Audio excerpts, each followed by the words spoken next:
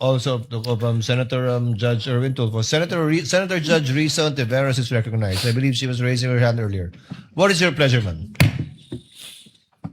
Salamat po, Mr. Presiding Officer. Tig isang tanong lamang po para sa witness at para sa prosecution. The lady may proceed. She has 2 minutes. Salamat, Mr. Presiding Officer. Mr. Kalilong, nung sinabi nyo na nag-conduct kayo ng open source intelligence, pagkatapos nyo ma-authenticate yung November 23, 2024 video, at nahanap nyo yung video naman ng press conference dated October 18, 2024, anong basis nyo para sabihin na yung mga statements sa October 18 press conference at ay halintulad sa November 23 video na may assassination threat? In other words po, ano pong napansin yung magkakapareho dun sa statements nung October 18 at nung November 23? O what do they have in common? Both were, ang tinutukoy po, ang pinupunto po is yung president. And makikita po doon na hindi na sila in good terms no October 18 pa lang po.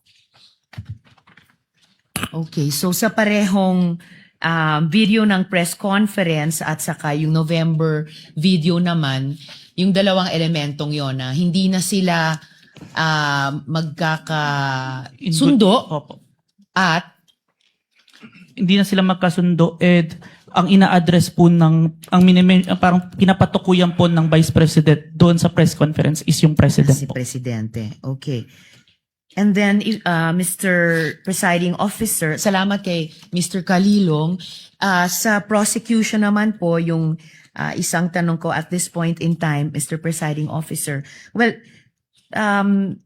Counsel, none of these statements are proof that the Vice President actually contracted an assassin or hired one. Why are these acts impeachable? Yes.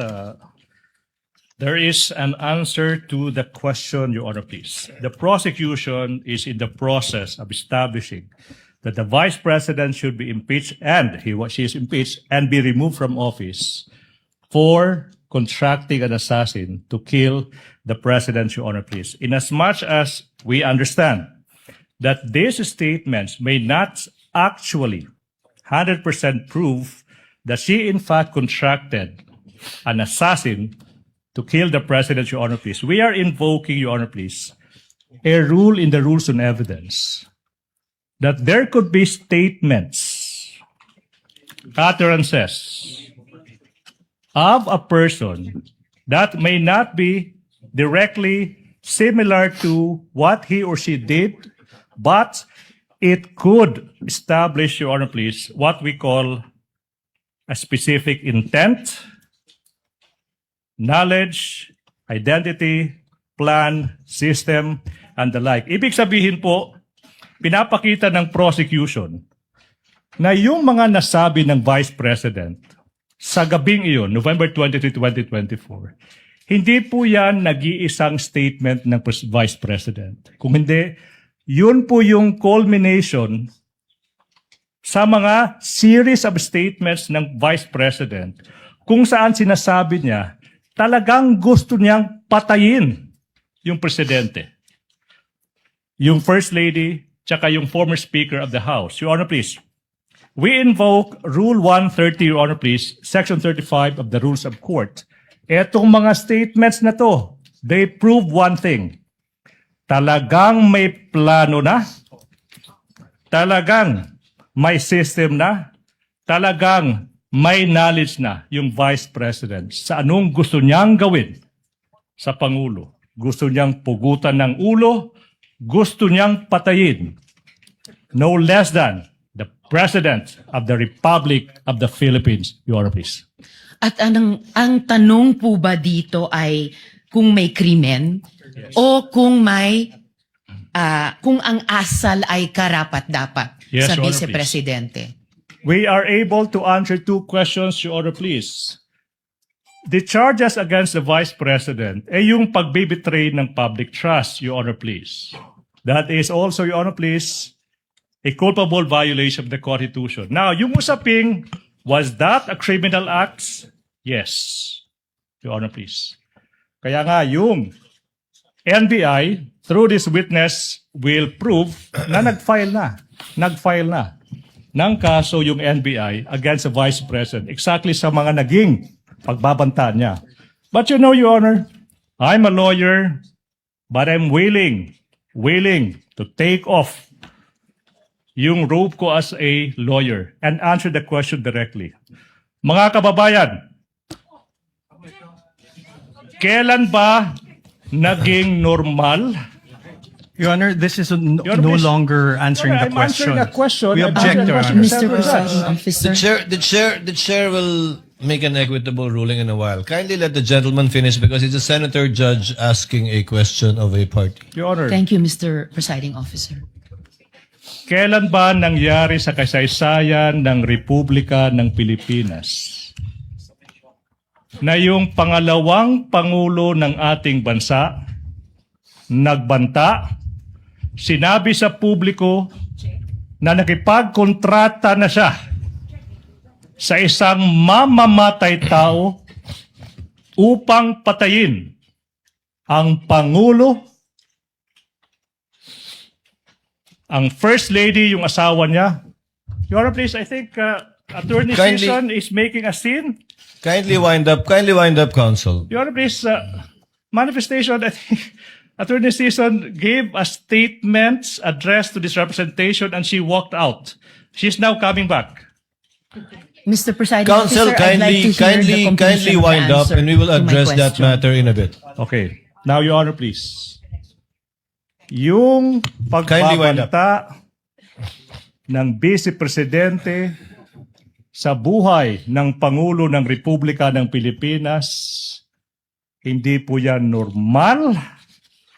Iyan po ay unang pagkakataon na nangyari yan, nakipagkontrata sa isang mamamatay tao, Your Honor, please, to do that.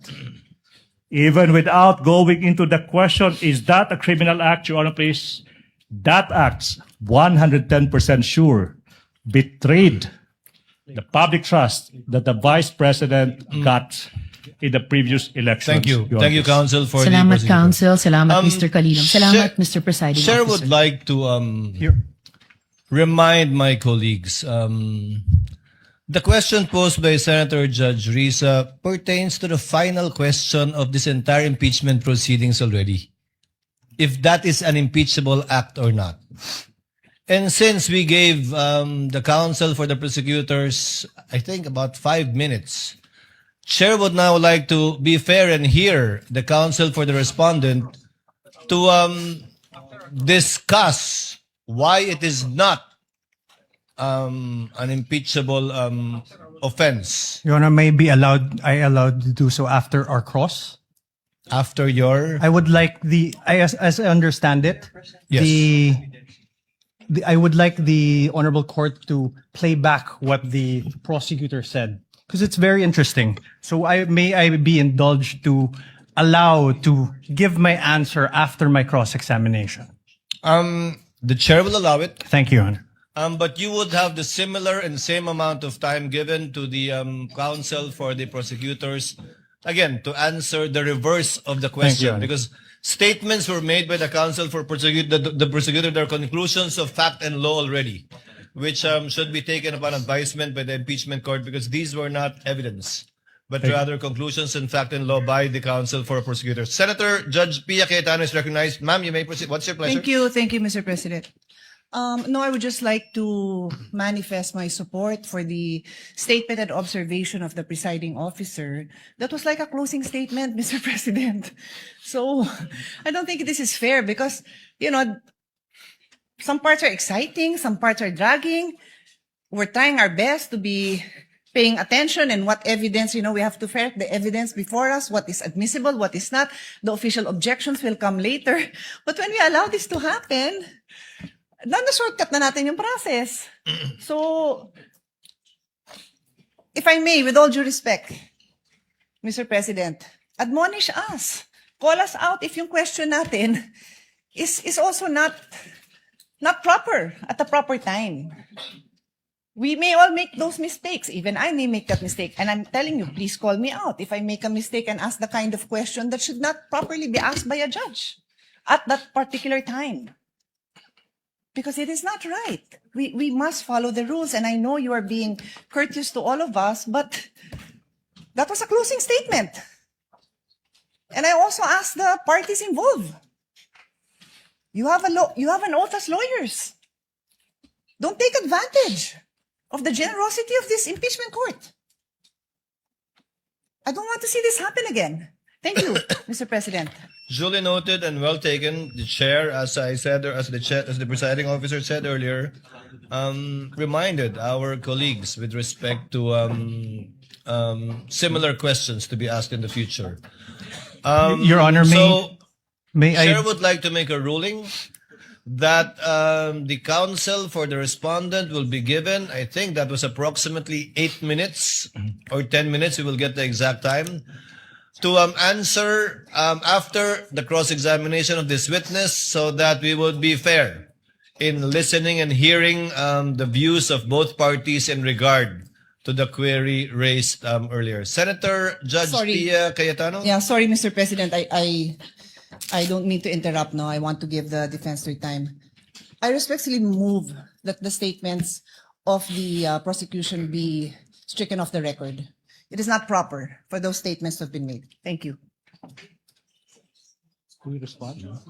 Your Honor, if I may, Your Honor, please.